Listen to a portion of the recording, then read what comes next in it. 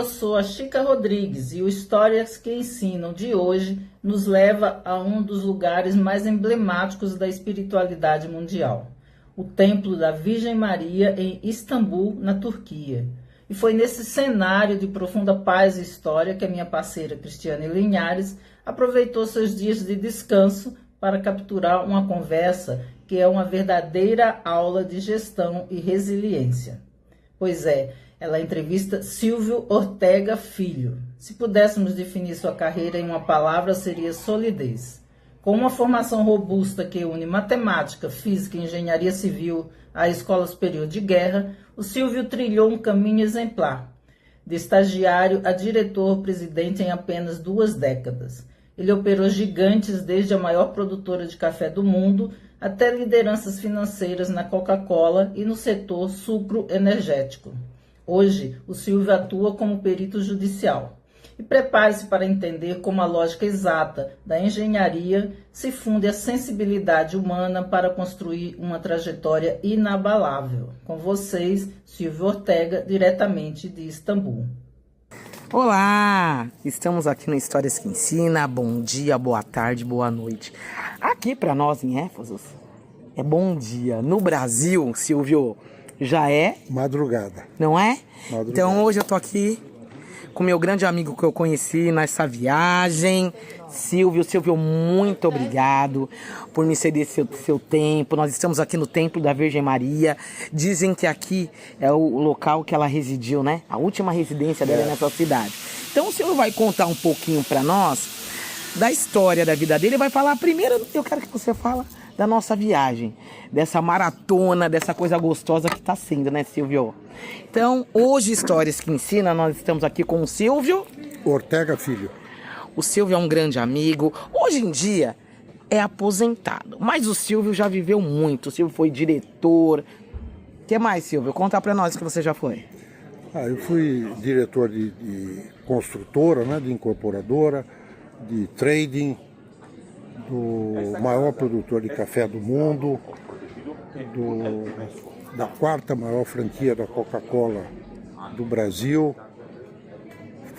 Fiz vários projetos de usina de açúcar que estão implantados e em produção e com sucesso. Silvio, fala pra gente famoso aí, um dos projetos que você fez no decorrer da sua carreira, né? Que é um projeto que, quando eu digo famoso, o famoso é aquilo que deu sentido, que transformou a vida das pessoas. Porque o nosso podcast chama Histórias que Ensinam. E o que ensinou algum projeto que você fez na vida dessas pessoas? O que acrescentou, Silvio? Eu diria que isso começa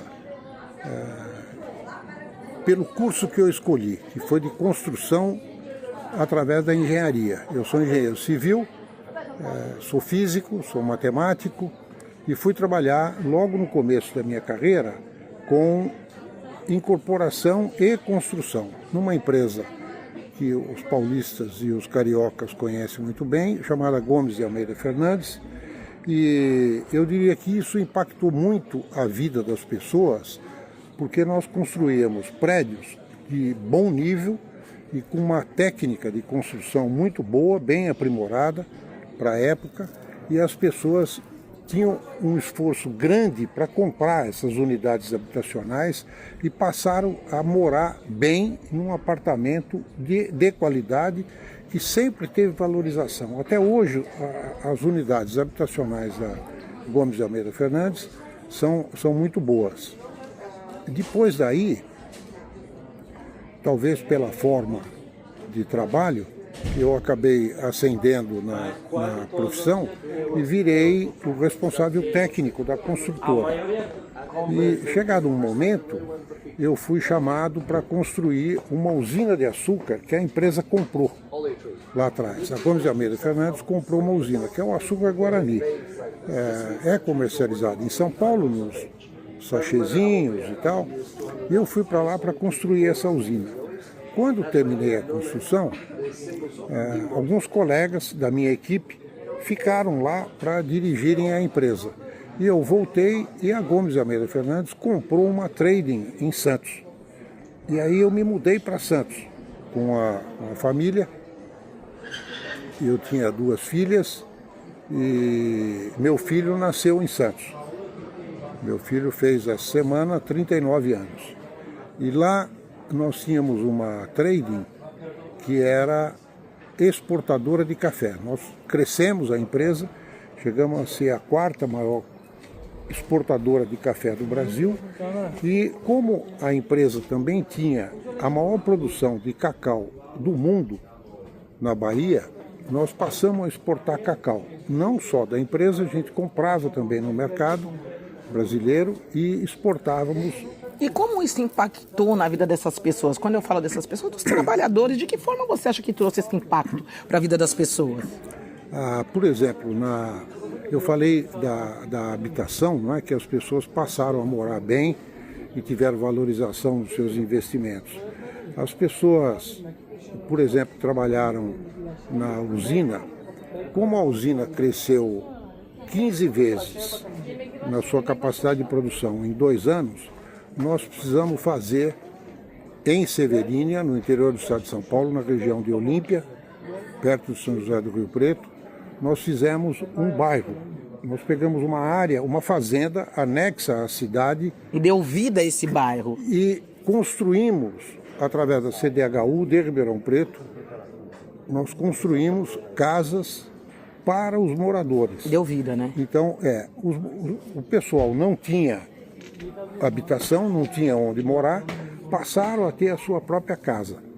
Então, eu acho que isso é importante, porque quando a gente sai na vida, a gente pensa sempre em casar e depois em ter um lugar para morar.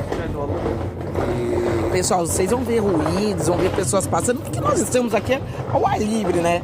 Nós estamos aqui no espaço, né? Espaço aberto.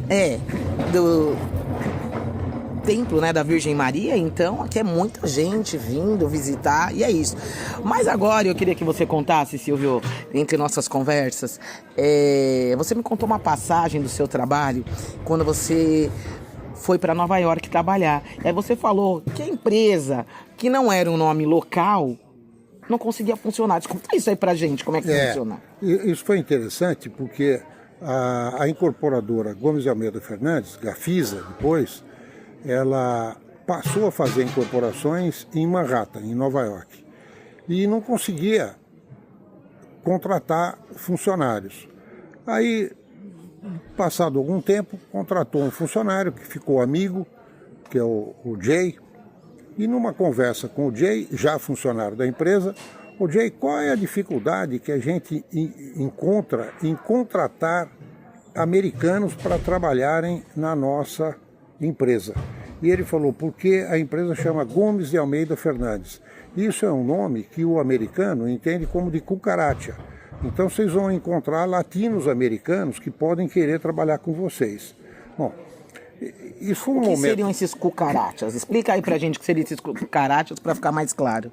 O cucaracha é um termo pejorativo que o americano entende para os latino-americanos. Então ele falou, olha, é gente não do melhor nível, não do melhor preparo, que vai aceitar trabalhar em qualquer empresa como uma Gomes de Almeida Fernandes, que aqui no Brasil era motivo de orgulho para quem trabalhava e para quem investia na empresa. Então, Silvio, é assim, na verdade, você ajudou, foi estabilizar uma empresa lá. Como não era uma empresa americana, são pessoas estranhas para eles, né? Então não difere, podia ser uma Gomes de Almeida, podia ser a empresa que fosse. Se não tivesse o nome local, é indiferente. E foi nisso que resultou, porque a empresa analisou esse comentário do Jay, que era nosso funcionário, e mudou o nome de Gomes de Almeida Fernandes para Manhattan Equities. E aí acabou aquele estigma. Aquele problema, que se tornou um problema, né? Era uma coisa estigmatizada dentro da empresa. E americanos passaram a ser contratados para trabalhar na companhia. Por que eu estou perguntando isso? Porque existe um preconceito aí, se você quiser. Claro. É um preconceito, querendo ou não, porque se você não tiver um nome local, você não pode entrar no mercado de trabalho. Claro, é isso? É exatamente isso. Foi exatamente isso que aconteceu. E a empresa percebeu e falou, puxa, se eu não consigo funcionário, como é que eu vou achar um investidor para comprar o meu imóvel? Então, se eu mudar para um nome local, quem é que está por nome desse empreendimento? É o Gomes de Almeida Fernandes, que era o Carlos Moacir Gomes de Almeida e o Luiz Cirilo Fernandes. Mas eles podiam ser o Gomes de Almeida Fernandes no Brasil. Chegou lá, não importa, gente. Lá era Manhattan Equities. Então, e aí teve que mudar. Então, assim, o preconceito existiu de qualquer forma. E você teve várias viagens e você contou várias histórias pra mim. Eu quero que você conte aquela história do prato da China, que essa é bem interessante, da comida. Né? Acho que foi Japão. Ah, foi do Japão? Prato do Japão e... Não, aquele que você falou que gostou. E da Tailândia. Da pimenta, eu quero que você conte essa história. Eu tinha ido, trabalhando no mercado internacional, uma quantidade razoável de vezes para o Japão. E no Japão, a cultura é que os empresários de lá, ao receberem a gente, depois de algum relacionamento, eles convidam a gente para um restaurante. Via de regra, para um jantar. E eu tive uma oportunidade em que eu participei, até cheguei a fotografar, vieram 38 diferentes tigelinhas com comidas distintas. Enquanto a gente não termina uma, não traz a seguinte. Então, a cultura do Japão é que não tem sobra de alimentação. Você recebe o alimento, come, ele traz o seguinte, traz o seguinte, traz o seguinte. Muito bem.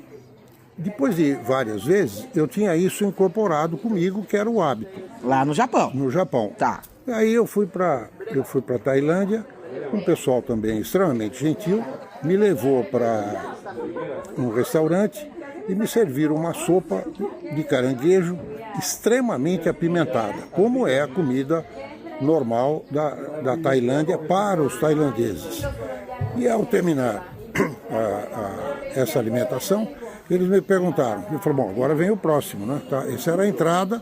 Não, mas você está contando com uma sutileza. Você não falou que você teve a dificuldade para tomar aquela sopa. Conta, não. Conta a verdade aqui. Aqui é histórias que ensina. Ele está contando com uma sutileza como que aquela sopa foi uma delícia. Conta a verdade. Então, era extremamente apimentada e eu gosto de pimenta, mas um pequeno toque de pimenta, não uma comida muito apimentada. Aí o pessoal me perguntou, gostou do prato? Eu falei, pô, uma delícia, uma coisa espetacular, essa sopa de caranguejo. Você quis agradar, não foi? Eu respondi gentilmente. Chamou o garçom e falou, por favor, traga mais sopa pro Ortega. Mas por que eu tô entrando nesse assunto? Porque essa semana, infelizmente, no nosso jantar, lá umas vagens, falei, nossa, que delícia, vou comer vagem, enchi meu prato de vagem. Fala aí, Silvio. Era pimenta, na verdade, não era vagem. Ela achou que fosse vagem. Era pimenta pura. E aí eu comecei a mastigar e a lágrima escorreu, sutilmente querendo gritar e engolir aquilo. Aí perdi o ar. Aí todo mundo, o que foi, Silvio, o que foi? Aí ele deu risada, mas ele também teve essa história, né, Silvio? Eu passei por isso. E eu estava comercialmente, eu precisei tomar o segundo prato. Eu não podia falar que gostei, serve o segundo prato, e você fala, não, agora não vou comer mais, não quero mais.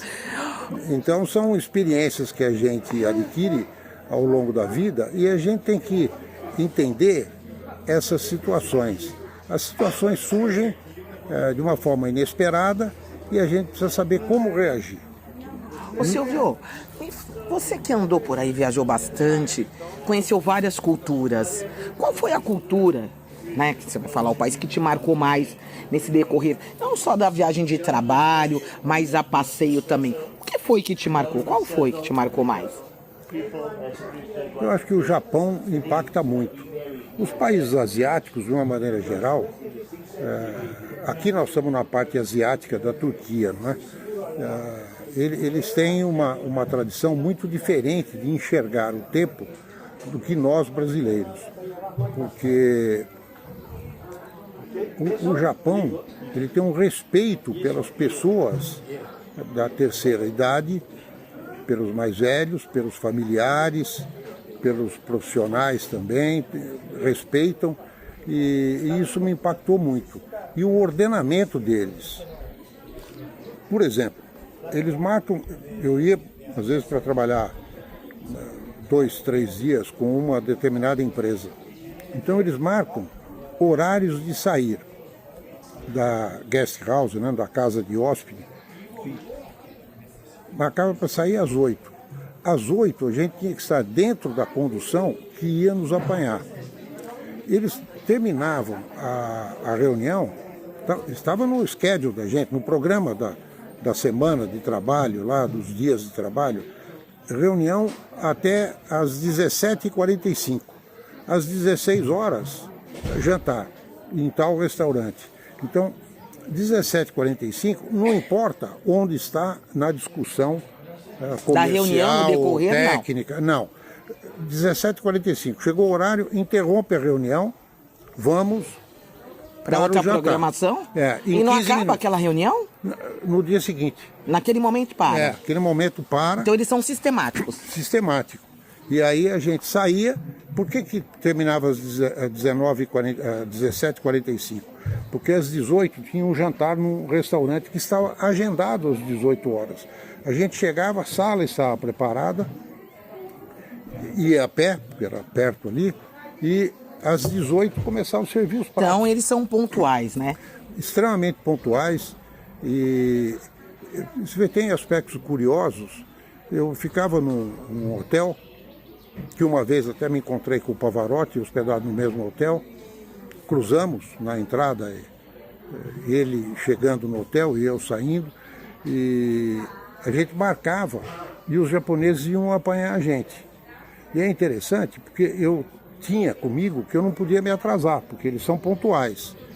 E a primeira vez foi um choque cultural também, porque eu cheguei, o japonês que eu já conhecia que ia me apanhar, ele estava sentado lá no hall. E eu fui falar com ele. E faltava ainda uns 10 minutos para o horário marcado. Ele falou, não, você tem seu tempo. Você volta daqui 10 minutos, que é o horário que nós marcamos, e aí nós vamos sair. Ele nem podia nem conversar. Então não. Só porque tinha o tempo dele. Ele estava no tempo dele, me aguardando no horário. Eu, 10 minutos antes, não era para importuná-lo. Não era para incomodá-lo, conversar com ele, porque ele estava no tempo dele. E são coisas que a gente vai incorporando. São culturas, né? E a gente tem que respeitar a cultura dos outros. Você pode observar e tal, mas não há como desrespeitar. E aquela cultura que mais te impactou, que te deixou abismado? Porque às vezes tem um local que a gente chega que causa um impacto na vida da gente. Qual foi a cultura que te impactou? Eu acho que os Estados Unidos é um lugar muito vibrante, particularmente Nova York, né? Nova York é uma cidade extremamente vibrante. Eu sou suspeita. Eu adoro Nova York. Eu sou suspeita. Então, eu gosto muito também de Nova York e acho que a cultura americana é uma cultura vibrante. Tem uma porção de coisas que a gente pode criticar nos americanos, mas ninguém é a primeira economia do mundo e tem as principais escolas do mundo à toa. Mas eles são um pouquinho sistemáticos, não são? Os americanos são sistemáticos, hein? Nós gostamos de lá, mas você não acha que eles são um pouquinho sistemáticos? Não diria que sejam sistemáticos. Seriam o quê, então? Ou metódicos. Eles são ordenados, eles são disciplinados. Então, e são estudiosos, respeitam também a forma da gente pensar, mas eles têm a forma deles pensar. Eles pensam de uma forma diferente. Então, mas quando você fala aqui para nós, eles respeitam a forma da gente pensar, mais ou menos, né? Porque eles acham que eles estão sempre certo, né? Eles podem até te ouvir. Mas quando no decorrer, como é que funciona? Sempre é no caminho deles, não é isso? É verdade. Isso é um fato. Mas eles te escutam, como nós estamos aqui conversando, vai me escutar. Mas no final, se não for do jeito deles, como é que vai ser, Silvio? Na verdade, eles é que compram serviço, compram equipamentos, compram seja lá commodities da gente. E eu também aprendi isso ao longo da minha vida, que quem manda é quem tem dinheiro. Quem está comprando? Eles estão comprando. Então eles têm um comando. Eu tive até uma experiência curiosa com a minha primeira filha. Ela ainda era menina, bem jovem, e ela me perguntou: papai, por que é você que manda? Eu falei: porque quem paga a conta sou eu. Ela não queria te obedecer. Criança é desse jeito, não quer obedecer, né? Então, eu falei: o dia que você criar a sua independência financeira, o papai deixa de mandar. Mas é agora que tem outras culturas que também tem dinheiro, já que você falou, quem tem dinheiro manda. Mas a gente, né, não vamos ficar falando alguns países aqui, mas que está em conflito com os Estados Unidos. E eles também têm dinheiro. E eles também têm uma cultura avançada, eles têm tecnologia. Como é que vai ficar agora, no seu ponto de vista? Se a gente olhar onde que começou a civilização, começou na Mesopotâmia, não é? Sim. Lá atrás. Sim. Depois a parte econômica foi migrando. Hoje, para passar o filme rápido, né? Hoje está nos Estados Unidos. Aparentemente voltando para a Ásia. Então, quanto tempo? 5 anos, 100 anos, um século. Mas essas coisas migram e as civilizações evoluem e o comando é alterado. Então, podem surgir reveses? Podem, mas ao longo da história isso aconteceu e continua acontecendo. Eu não acredito que Você não acredita que vai mudar? Não tem. Nós temos a esperança que vai mudar algumas coisas, hein, Silvio? A alteração, que eu falei, começa lá atrás, na Mesopotâmia. Hoje, o comando econômico global é americano, está voltando para a Ásia. Então, eu não acredito que isso mude. Esse ciclo de alternância não vai ficar a vida inteira só com um país. Tem que, né, distribuir, né? É isso que eu digo. Acho que vai continuar sendo alternado o comando financeiro de primeira economia global. Silvio, uma história que marcou na sua vida. Não precisa ser de trabalho, pode ser familiar. Uma história que marcou na sua vida.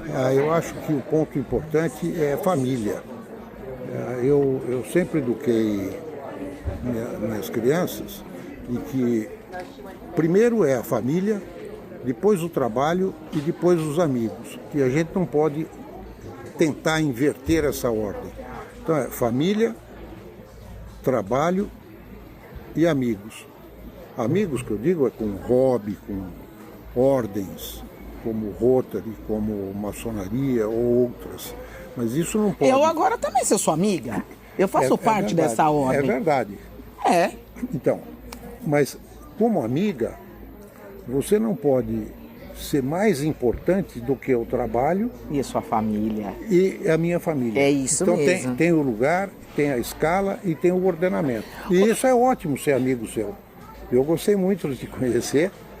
Porque... E tivemos uma empatia de primeira vez. Ô Silvio, sabe por que eu falo isso? Eu acho muito importante quando você fala de família. Porque eu acredito que a família é o seio da sociedade. Claro. A família é o seio. Quando eu ministrava a aula, eu dizia para as pessoas: família é o seio da sociedade. Uma sociedade sem família, ela não é nada. E hoje em dia, as famílias, elas não têm mais essa junção que nós buscamos, né? Se sentar junto à mesa, de nem se for meia hora perder ali discutindo. Eu acho que quando vai se perdendo isso, a gente vai... Então, é verdade. E é por isso que eu estava morando fora de São Paulo, voltei a São Paulo para ficar perto dos meus filhos. Eles residem em São Paulo. E aos sábados, eles sabem, se eles puderem, eles vão em casa porque tem almoço para os filhos. Almoço para todo mundo. Tá sempre mulher, mantendo essa junção da família. Uma passagem que te causou tristeza ou repugnância, que você não gostaria mais de passar na sua vida? Um momento, tem algum momento que... Teve sim. Eu morei no sul de Minas, administrando essa empresa que era a maior produtora de café do mundo, e isso era metade da empresa, era café. A outra metade da empresa, em faturamento, era com citros, laranja, produção de laranja, tangerinas e coisas assim. Enfim, citricultura. E a cidade tinha uma pessoa que criou uma universidade lá no sul de Minas. Então era um camarada importante. E eu cheguei como primeiro executivo da empresa. A empresa era grande, era o maior empregador do sul de Minas. Nós tínhamos mais de 7.000 funcionários. E isso gerou um ciúme incrível nesse indivíduo, que por extrema coincidência era vizinho de casa, no condomínio onde nós morávamos. Eu morava com a minha família, com minhas crianças, minha mulher, obviamente. E isso, ele tinha, além da escola, ele tinha também um canal de TV e tinha um jornal local.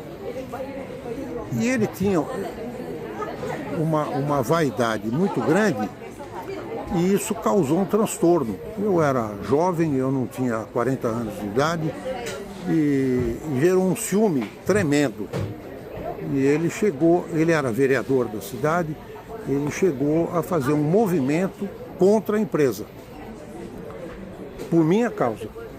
Pessoal, então, né? Ele quis atingir a empresa, mas o problema era pessoal com você. E eu levei para aquela cidade, por exemplo, através do governo do estado de Minas Gerais, eu levei o asfalto do aeroporto, eu pedi ao governador, o governador visitou a empresa e eu pedi a ele para que fizesse o asfaltamento do aeroporto. Então esses benefícios geraram ciúmes nele, que causou um conflito na sua vida, né? Tentou causar um conflito na sua vida. E foi falta, talvez pela minha faixa etária, abaixo de 40 anos, eu não tive a visão política de me aproximar dele quando eu cheguei, mas... Para se tornar a vida mais fácil, né? Tá vendo, gente? Idade é experiência e sabedoria. E ele me prejudicou muito. Aquilo foi um momento extremamente desagradável, pessoalmente, e na minha posição de primeiro executivo de uma empresa grande, maior empregador de gente no sul de Minas, causou um transtorno para mim dentro da organização que eu dirigia. Eu não era o dono da empresa, eu era um diretor contratado. Era um funcionário, né? Era um funcionário. Então essas coisas acontecem na vida da gente. E aí depois a gente vai se aprendendo. Vai aprendendo. E agora aí, ó, já estamos acabando, é uma pena, que ele tem tanta história que eu podia ficar perguntando pelo dia inteiro. E agora a sua nova fase de perito? Porque ele é aposentado, foi empresário, agora é aposentado. Agora ele inventou que ele é perito judicial. Como é que tá essa nova fase?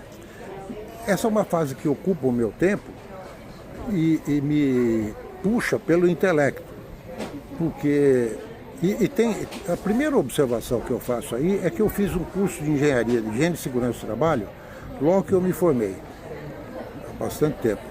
E aí eu resolvi me aposentar porque estava bom, a demanda de trabalho é muito grande, começa a causar problemas de saúde, aí vem com medicações e o médico me recomendou a diminuir a tensão do meu dia a dia.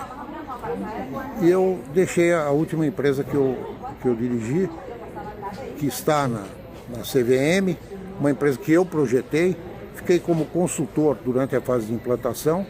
Assim que a empresa começou a operar, os acionistas me chamaram, eu continuei como diretor durante alguns anos. E agora? E achou que ia descansar, mas aí você inventou alguma coisa para a sua vida, né? Aí, como eu tinha o curso de higiene e segurança do trabalho, e fiquei amigo de um pessoal vinculado à área, eu comecei a fazer perícia judicial. O grande impacto disso daí é que, desde que eu me formei, eu sempre tive equipe e sempre mandei fazer as coisas. Eu era um coordenador de trabalho e coordenador de atividade de pessoas. E aí, como perito, não. Como perito, eu tenho que fazer a perícia. Eu que vou visitar a empresa, eu faço perícia de insalubridade, de periculosidade, da parte ergonômica. Agora você está colocando, ele está aprendendo que é colocar a mão realmente na massa, né? Porque antes você ordenava, agora ele tem que fazer, é isso, né?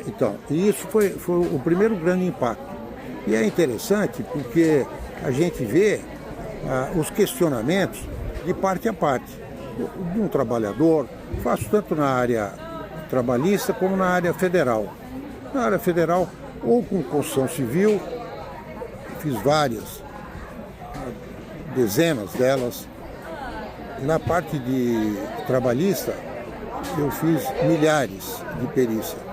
E isso me ocupa e me desenvolve o intelecto. Me faz com que eu estude antes o processo, com que eu faça a perícia, depois que eu redija, mas isso aí eu não tenho como buscar auxílio de alguém. Não dá como fazer uma equipe. Quem tem que fazer é o perito. Eu faço isso e isso me agrada muito, porque me ocupa. Agrada mais ou menos, né? Porque você gostava de ter pessoas que trabalhavam. Agora... mas a demanda de diretor de trabalho com milhares de funcionários na equipe é uma demanda pesada e tem limite de idade. Alguns têm um limite menor de idade, outros têm um limite maior de idade. O que é importante é a gente saber adequar a vida da gente à demanda que a gente tem e ao capital que foi juntado ao longo da vida. Porque eu fico vendo, por exemplo, nós temos uma funcionária que trabalha conosco em casa já há alguns anos. Obviamente ela tem um rendimento muito menor que o meu. Ela é uma pessoa feliz, ela é adequada àquele nível de ganho que ela tem. Aquele nível de ganho não me permite viajar à Turquia, como nós estamos aqui, e não me permitiria, por exemplo, conhecê-la. Mas ela é feliz. Ela é porque feliz. O dinheiro não é tudo na vida. Moral da história, o dinheiro não é tudo na vida. E a gente tem que saber adequar a vida àquilo que a gente tem. Aquela situação, né? O que eu tenho? Isso aqui, como é que eu faço para me adequar a isso que eu tenho? O nosso podcast chama Histórias que Ensinam. O que você deixaria para o nosso público? Histórias que Ensinam, se inscreva no Instagram, no nosso canal do YouTube, estou esperando vocês lá. O que você deixaria? Fala para o pessoal da engenharia, que era a sua área, ou para os peritos que estão começando agora a trabalhar, que você hoje em dia já trabalhou, já viajou. O que você deixaria de palavra de incentivo para essas pessoas, Silvio? É sempre abraçar com força a oportunidade de trabalho que aparece. É fazer com amor e o maior empenho possível. Por quê? Por fazer mais ou menos, o trabalho final, o resultado não vai ser bom. Então, se fizer com amor, com dedicação, o reconhecimento é natural. Ele pode demorar um pouco mais de tempo, um pouco menos de tempo, mas ele virá com certeza. A outra empresa vai ver, o outro juiz vai entender. Eu fui indicado, por exemplo, por um juiz para fazer uma perícia numa mina canadense de extração de ouro em Minas Gerais. Por quê? Porque o juiz que estava lá naquela cidade não conseguia perito para fazer. E numa reunião de juízes, o juiz lá dessa cidade colocou a situação e ele acabou tendo o meu nome como indicado. Por quê? Porque foram quantas perícias eu tinha feito numa mina de ouro? E era uma ação complexa. E quantas você tinha feito? Nenhuma. Então foi a primeira. Então é a esperança, né? E era uma ação complexa, porque era uma ação de um sindicato. Então não era uma ação única de ver uma determinada exposição de um só trabalhador. Era dos trabalhadores em geral da empresa inteira. Eram várias pessoas que eram expostas àquela situação, então, né? Então a vida da gente... Uma vez o meu filho me perguntou: mas você mudou de atividade ao longo da sua vida? Por quê? Eu falei: as oportunidades aparecem e a gente tem que abraçar o que aparece de trabalho sério, honesto, sempre. Se tiver dúvida, caia fora e fazer o melhor que há. Bom, nós vamos finalizando aqui nosso podcast Histórias que Ensinam. E vocês verificaram que ali no fundo tem uma imagem, né, Silvio? Exato. Tem uma imagem, nós fizemos questão de filmar nesse local, que é um local de fé, é um local muito bonito, um local muito espiritualizado, né? E nós acreditamos também que a Virgem Maria, pela história que contaram, tenha como sua última residência aqui em... Como chama a cidade mesmo? Éfeso. Da Turquia. Então é isso. Quem tiver oportunidade um dia, vem pra cá. Então, vale a pena. Se despede aí do nosso público, Silvio. Obrigado, façam com amor, com carinho e dedicação. Então, o sucesso é consequência.